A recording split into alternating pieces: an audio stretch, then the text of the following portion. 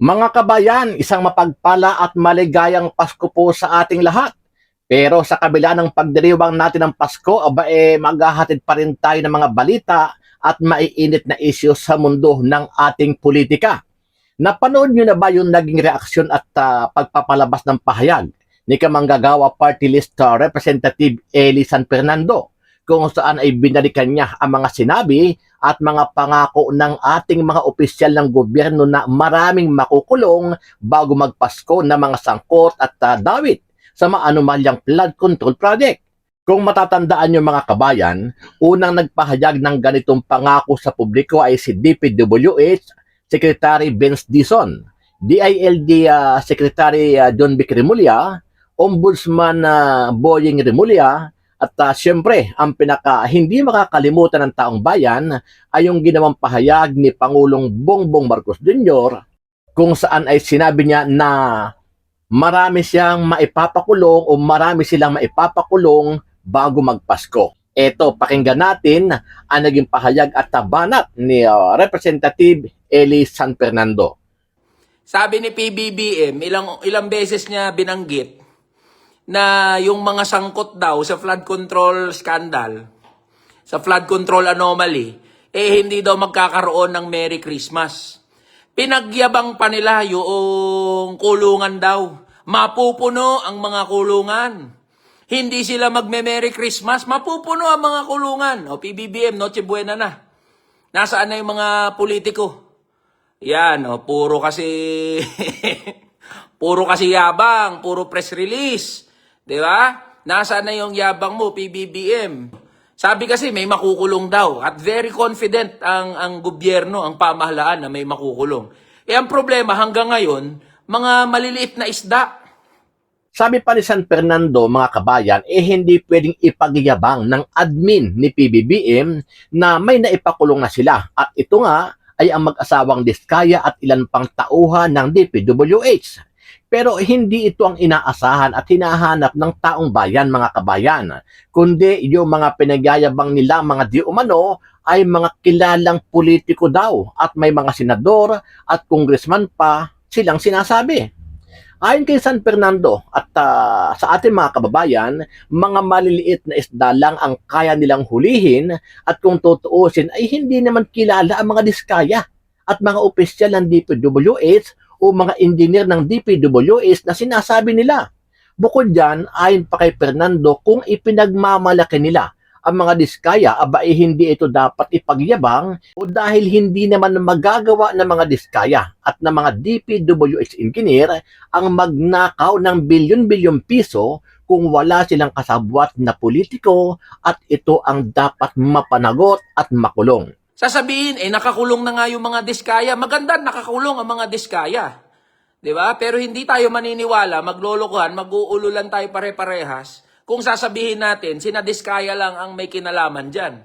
Hindi kakayanin ni na Diskaya na makapangulimbat ng daang bilyong piso o ng bilyong-bilyong piso na proyekto na hindi kasabwat yung mga politiko. Pag sinabi natin mga politiko, lahat yan. Mula sa ehekutibo, sa mga agencies, hanggang sa mga politikong congressman, tsaka sa mga senador. Ang problema, hanggang ngayon, wala pang nahuli na mga kasabwat na mga politiko. Kahit ilang beses na sinabi sa mga hearing na merong mga kasabwat, magkakasabwat sila.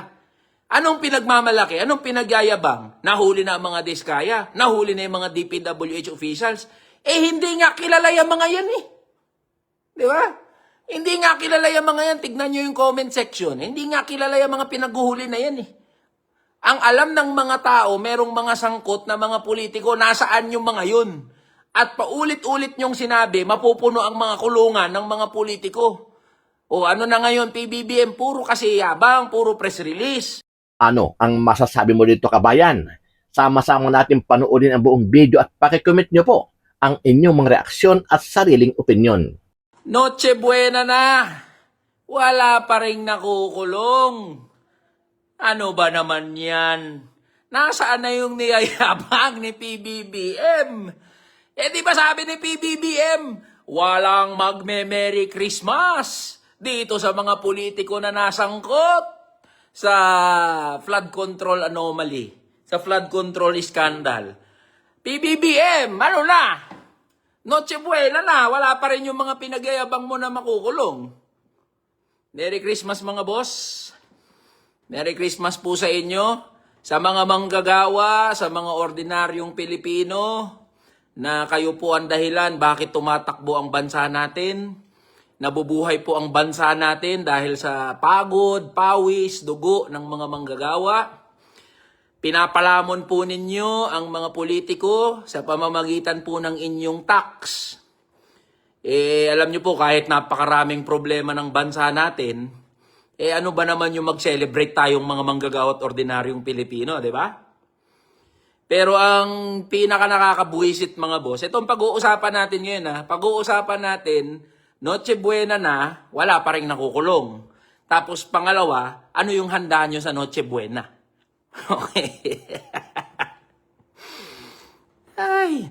So, mga boss, Merry Christmas muna sa inyo Happy New Year. Nawa ay nasa maayos, maganda kayo na kalagayan at maging kahit simple ang inyong Noche Buena. Ang mahalaga, sama-sama ang ating pamilya at nagmamahalan tayo. So, ang topic natin ngayon, Noche Buena na, wala pang nakukulong. Sabi ni PBBM, ilang beses niya binanggit na yung mga sangkot daw sa flood control scandal, sa flood control anomaly, hindi daw magkakaroon ng Merry Christmas. Pinagyabang pa nila yung kulungan daw. Mapupuno ang mga kulungan. Hindi sila magme-Merry Christmas, mapupuno ang mga kulungan. O PBBM, Noche Buena na. Nasaan na yung mga politiko? Yan, puro kasi puro kasi yabang, puro press release. 'Di ba? Nasaan na yung yabang mo, PBBM? Alam niyo mga boss, wala naman sanang problema 'Di ba? Pinagbigyan ng mga manggagawa at ordinaryong Pilipino ang administrasyon na patunayan na seryoso talaga siya sa laban kontra korupsyon. Pinagbigyan Biruin mo, mula SONA, 100 araw, mula nung lumipas yung SONA, pinagbigyan ng mga Pilipino. Baka naman may makukulong talaga, baka may masasampahan ng kaso. Pero wala pa rin nangyari. After ng first 100 days, nung nabunyag yung flood control scandal, pinagbigyan uli ng mga Pilipino. Sabi kasi may makukulong daw at very confident ang gobyerno, ang pamahalaan na may makukulong. Ang problema hanggang ngayon, mga maliliit na isda. Di ba? Mga maliliit na isda pa lang yung nahuli. Sasabihin, nakakulong na nga yung mga diskaya. Maganda, nakakulong ang mga diskaya. Diba? Pero hindi tayo maniniwala, maglolokohan, mag-uululan tayo pare-parehas kung sasabihin natin, sina Diskaya lang ang may kinalaman dyan. Hindi kakayanin ni na Diskaya na makapangulimbat ng 100 bilyong piso o ng bilyong-bilyong piso na proyekto na hindi kasabwat yung mga politiko. Pag sinabi natin mga politiko, lahat yan. Mula sa ehekutibo, sa mga agencies, hanggang sa mga politikong congressman, tsaka sa mga senador. Ang problema, hanggang ngayon, wala pang nahuli na mga kasabwat na mga politiko. Kahit ilang beses na sinabi sa mga hearing na merong mga kasabwat, magkakasabwat sila. Anong pinagmamalaki? Anong pinagyayabang? Nahuli na ang mga diskaya? Nahuli na yung mga DPWH officials? Hindi nga kilala yung mga yan Di ba? Hindi nga kilala yung mga yan. Tignan nyo yung comment section. Hindi nga kilala yung mga pinaghuhuli na yan Ang alam ng mga tao, merong mga sangkot na mga politiko, nasaan yung mga yun? At paulit-ulit nyong sinabi, mapupuno ang mga kulungan ng mga politiko. O ano na ngayon, PBBM, puro kasi yabang, puro press release.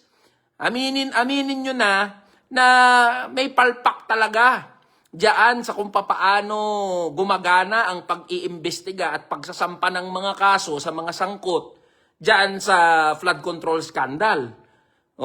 Ayaw nyo aminin Hindi napahiya kayo ngayon uli. Sumambulat na naman sa mga mukha ninyo.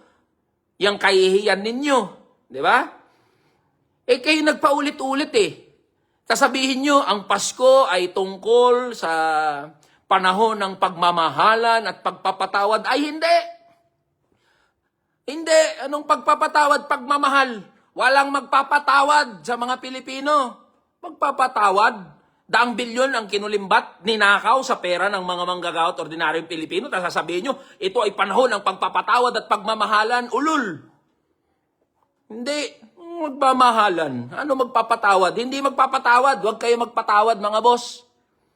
Pag ganyan kasi mangyayari dyan eh. Di ba? May iskandalo, magnanakaw ng daang bilyong piso mula sa pera natin, na dapat pondong pampagamot sa mga ospital, sa mga pasyente sa ospital, pampatayo ng eskwelahan, pampatayo ng mga ibang social, mga infrastructure projects. Tapos ang mangyayari, walang makukulong, meron lang huhulihin ng mga maliliit na isla, tapos malilimutan natin, tapos sasabihin, magpatawad tayo. Kaululan yan, di ba? Tama, ang Pasko ay tungkol sa pagmamahalan. Tama, ang Pasko ay tungkol sa pag-iibigan. Pero ang Pasko ay tungkol din sa accountability. Walang tunay na pagmamahalan, walang tunay na pag-iibigan kung walang pananagutan. Tandaan nyo yan, ha? Kaya wag mo kaming paandaran ng season's greetings mo, President Bongbong Marcos. Diba? Wag paandaran ng season's greetings. Ano, gusto mong malimutan na lang namin? Gusto mong mabaon na lang sa limot? Porket Pasko, porket magbabagong taon, magse-celebrate ang mga manggagawa. Nagiinuman na nga yung mga manggagawa at ordinaryong Pilipino eh. Nag-happy-happy na nga eh. Di ba? Pero hindi nangangahulugan na dapat makalimot. Huwag niyong ipagduldulan sa mga muka namin na dapat tungkol sa pagmamahalan. Kaululan yan. Walang magpapatawad hanggat walang nakukulong na kurap. Walang magpapatawad hanggat hindi na ibabalik yung daang bilyong pisong kinulimbat sa pera ng taong bayan. Sasabihin nyo, panahon to ng pagkakaisa. Hindi. Walang magkakaisa. Kung ang pagkakaisa ay nangangahulugan, nakakalimutan natin yung mga magnanakaw na mga politiko, ay wala magkakaisa. Walang ganun. Sasabihin nyo, ito'y panahon ng pag-iibigan at paghilom. Hindi. Hindi maghihilom ang sugat ng mga manggagawa hanggat walang napapanagot. Hindi maghihilom ang puso ng mga ordinaryong Pilipino hanggat nananatili na malaya yung mga politikong mga congressman, mga senador at mga nasa executive agencies. Sinasabi nyo magpatawad, ulol! Walang magpapatawad. Sasabihin nyo, kung ang Diyos nga nagpapatawad, paano pa kaya tayo? Hindi tayo Diyos. Hindi ako Diyos. Diba? Oh. Hindi. Magpapatawad, pagkakaisa, pagmamahalan. Pinagsasabi nyo dyan. O nasaan na ngayon yung pinagyayabang ni Pangulong Bongbong Marcos? PBBM. Tapos pinagyabang pa ni DILG Secretary John Vic Remulla, di ba? Pininturahan, ang ganda-ganda daw ng inayos daw yung mga kulungan kasi mapupuno. Napuno ng mga espiritu at mga kaluluwa.